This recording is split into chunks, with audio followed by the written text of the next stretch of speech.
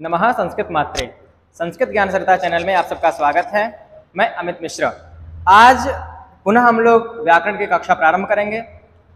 हमने अभी तक अध्ययन किया कि हलंत्यम, अंत्य हल, इत हल अंत्यम। जो अंत्य हल होता है वह इत संज्ञक होता है। उपदेश अजरोनासिक इत से इसकी इत की और उपदेश की अनुवृत्ति आ जाती है, तो उपदेश अवस्था में जो अंत्य हल उसकी इत संज्ञा होती है। देखिए, अभी तक आप सबको बताया गया कि जो कुछ भी होता है वह उसका कुछ ना कुछ मुख्य प्रयोजन, एक विशेष प्रयोजन होता है। हम सब कक्षा प्रारंभ करने से पूर्व भगवती सरस्वती का ध्यान करते हैं। शुक्लां ब्रह्म विचार सार परमा माद्यां जगद व्यापिनीं वीणा पुस्तक धारिणीं अभयदां जाड्यान्धकारापहां हस्ते स्फाटिकमालिकां विदधतीं पद्मासने संस्थितां वन्दे तां परमेश्वरीं भगवतीं बुद्धिप्रदां शारदां भगवते श्री सरस्वत्यै नमः। देखिए, हम सब प्रारंभ करते हैं। तो अभी आपसे कहा मैंने कि हमारे व्याकरण शास्त्र में नहीं अपितु जहां भी कुछ कार्य होता है उसका कोई ना कोई प्रयोजन अवश्य होता है। हम अगर किसी को मारते हैं, किसी को पीटते हैं, किसी को गायब करते हैं, किसी को गाली, तो उसका भी एक प्रयोजन होता है। तो आखिर में हमारे जो व्याकरण शास्त्र, शब्द शास्त्र है, उसका क्यों ना कोई प्रयोजन क्यों ना हो। तो देखिए, अभी तक आप सबको बताया गया हल अंत्यम, अंत्य हल इत संज्ञक होता है। तो भैया ठीक है, इत संज्ञा होता है, तो आखिर में इत संज्ञा होने का फल क्या है, इत संज्ञा क्यों होता है, तो अब आगे हम सब बताते हैं। देखिए, अभी ये जो है अदर्शनम लोपः शब्द आया, एक सूत्र आया है अदर्शनम। देखिए, आ नए तत्पुरुष समास हुआ है। देखिए, आ का मतलब ना होता है, ना दर्शनम, ना दर्शनम बराबर आदर्शनम।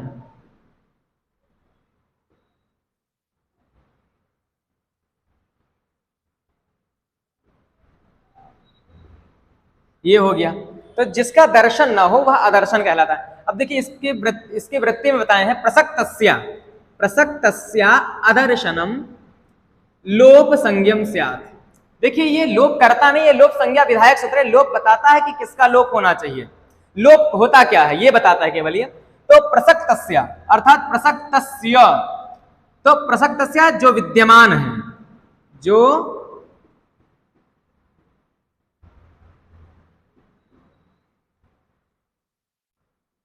विद्यमान है उसे ही प्रसक्त कहा जाता है। प्रसक्त इत्यर्थ विद्यमान, जो विद्यमान है,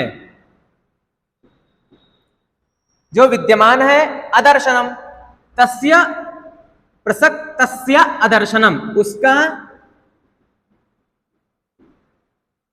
ना दिखना, अर्थात वो कहीं गया नहीं, केवल दिख मात्र नहीं रहा है। जैसे ये पेन है, इस पे मैंने ऐसे करते दिख नहीं रहा, तो अदर्शन हो गया। है तो विद्यमान है परंतु वह दिख नहीं रहा है, तो जो विद्यमान है उसका ना दिखना लोप संज्ञा कह होता है। वह ना दिखना ही लोप संज्ञा होती है।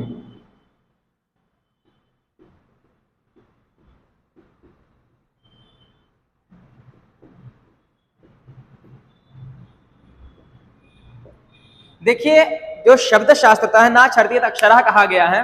वैसे तो अदर्शन का मतलब लोप कहना, लोप होता है, लेकिन लोप तो होता ही है। अदर्शन का मतलब नष्ट कुछ लोग कहते हैं, लेकिन हमारे व्याकरण शास्त्र में लोप का मतलब नष्ट नहीं माना गया है, क्योंकि शब्द का कभी नाश होता ही नहीं है। व्युत्पत्तिवाद आदि ग्रंथों में भी, वाक्पदीयम आदि ग्रंथों में बताया सर्वत्र ना छर्दित अक्षरा और अनादि निधनम ब्रह्म शब्द तत्व में अक्षरम। जो शब्द ब्रह्म है, आखिर में उसका नाश कैसे हो सकता है, तो शब्दों का नाश नहीं होता है। देखिए, ये जो हम लिख रहे हैं शब्द नहीं है, इसके लिए न्याय शास्त्र की अनुवृत्ति हम लेते हैं। कहा गया है श्रोत्रेंद्रिय ग्राह्य गुणो शब्द, जो श्रोत्रेंद्रिय अर्थात कान से ग्रहण की जाती है, जिसका ग्रहण किया जाए उसे शब्द कहते हैं। देखिए, ये शब्द नहीं है, ये शब्द शास्त्र नहीं है। शब्द शास्त्र वह होता है जो हम बोल रहे हैं, ये बोलने में जो ध्वनि निकल रही है, ध्वनि से जो हमें अर्थबोध हो रहा है वह शब्द है। देखिए, हम वेद मंत्र पढ़ते हैं या कुछ बोलते हैं, तो जो ध्वनि आपको समझ में आती है श्रोत्रेंद्रिय के द्वारा जो ग्राह्य होती है वह शब्द होता है। तो देखिए शब्दों का लोप कभी होता नहीं, अक्षरों का लोप होता नहीं है, नष्ट होना नहीं है उन्हें, केवल ना दर्शन ही होना है, उनको ना दिखना ही लोप संज्ञक हो जाता है। तो जो विद्यमान है उसका ना दिखना ही लोप संज्ञा होती है। समझ गए आप लोग? फिर से देख ले, अदर्शनम लोपः इसकी वृत्ति है, प्रसक्तस्यादर्शनम लोप संज्ञम स्यात्। ये लोप संज्ञा विधायक सूत्र है। ये पहले पाद के पहले अध्याय के पहले पाद का 60वां सूत्र है, ये ध्यान देना है। देखिए आपको मैंने उस दिन भी बताया था इसका क्या मतलब होता है। तो पहले का होता है पहला पाद, पहला अध्याय, दूसरा होता है इसका पाद, और तीसरे में जो आता है वो होता है सूत्र संख्या। अब आप लोग समझ गए? तो लोप संज्ञा विधायक सूत्र यह है, अदर्शनम लोपः, और जो आखिर में लोप होता क्या है, तो प्रसक्तस्य अदर्शनम, जो विद्यमान है, जो है परंतु दिख नहीं रहा है, वही अदर्शन होता है। लोप संज्ञम, और उसकी ही लोप संज्ञा होती है, उसकी ही लोप संज्ञा होती है। हम लोग अब आगे बढ़ते हैं, यहीं पर विराम देते हुए फिर आगे की ओर कक्षा चलते हैं। देखिए अभी आप सबको बताया गया कि आखिर में अदर्शनम लोपः, लोप होता क्या है बताया गया। अभी तक इत संज्ञा होती है, इत संज्ञा क्या होता है ये बताया गया। और अब आप सब जानेंगे कि जो लोप संज्ञा बताया गया, लोप क्या होता है वही के बारे में। तस्येतो लोपः, तस्य लोपः कहा गया, तस्य लोपः, उसका लोप होता है। तो भाई किसका लोप होता है? तो बताए कि तस्येतो लोपः, वह जो इत संज्ञक वर्ण, वह जो इत संज्ञक वर्ण, उसका तस्य इतो, उसका इत लोप हो, उसके इत का लोप हो। तो किसके इत का लोप हो भैया? तो अनुवृत्ति आती है कि जो चतुर्दश सूत्रों में हलंत्यम सूत्र से इत संज्ञा, देखिए इत संज्ञा करने वाले सूत्र तो बहुत हैं, लेकिन जो लोप करेगा सूत्र वह केवल एक ही सूत्र व्याकरण शास्त्र में, तस्य लोपः, जिसकी इत संज्ञा होती है उसका लोप करता है। ये जितने भी इत संज्ञा करने वाले सूत्र हैं उनका मुख्य सूत्र है तस्य लोपः। जिसकी इत संज्ञा कोई भी सूत्र करेंगे तो तस्य लोपः से ही उसका लोप होगा। जिसकी इत संज्ञा होती है उसका लोप होता है। हमने इत संज्ञा हलंत्यम सूत्र किसकी की? तो हलंत्यम सूत्र से मैंने चतुर्दश सूत्रों के ड़कार, ककार, गकार, चकार, टकार, णकार, मकार आदि जो अंत्य वर्ण है उनकी हमने इत संज्ञा की। इत संज्ञा करने का फल क्या हुआ? तस्येतो लोपः स्यात्, जिसकी इत संज्ञा होती है उसका लोप होता है। और फिर यहाँ पर जो है लोप हो गया। लोप होना क्या है बताया गया आपको कि इन वर्णों का ना दिखना ही लोप है। अयुण में ड़कार का ना दिखना लोप है,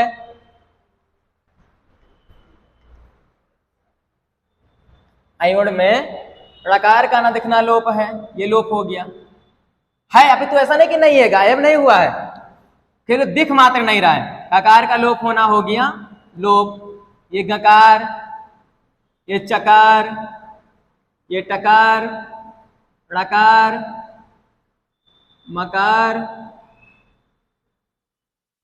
लकार, रकार, यकार, वकार, षकार, यकार। देखिए यहां पर आपको बताया गया कि जो इत संज्ञक वर्ण होते हैं उनका लोप होता है। तो इत संज्ञक वर्ण यही थे पूरे सब में, चतुर्दश सूत्रों में, णा, का, ग, च आदि आदि। तो इनका लोप हो गया, अर्थात ये दिख नहीं रहे अपितु हैं। ऐसा नहीं कि इनका विनाश हो गया, नष्ट हो गया, हमेशा के लिए चले गए, ऐसा नहीं है, ये सब हैं।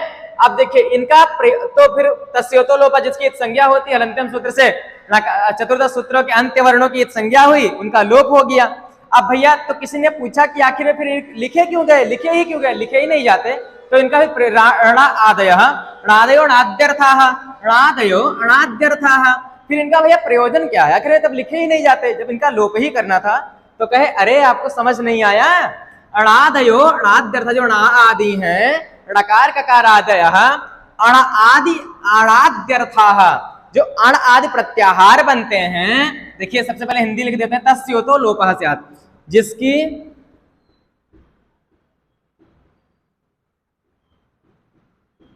इत संज्ञा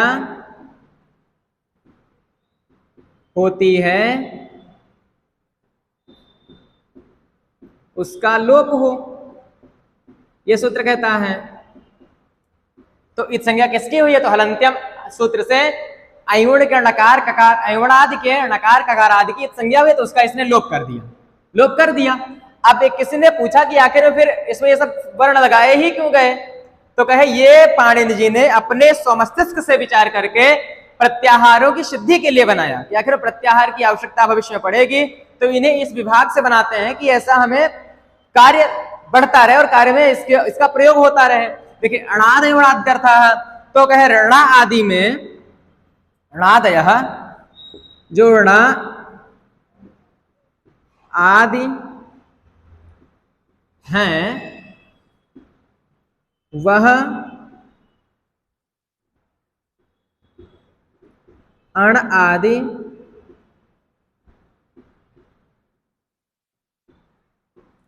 प्रत्याहारों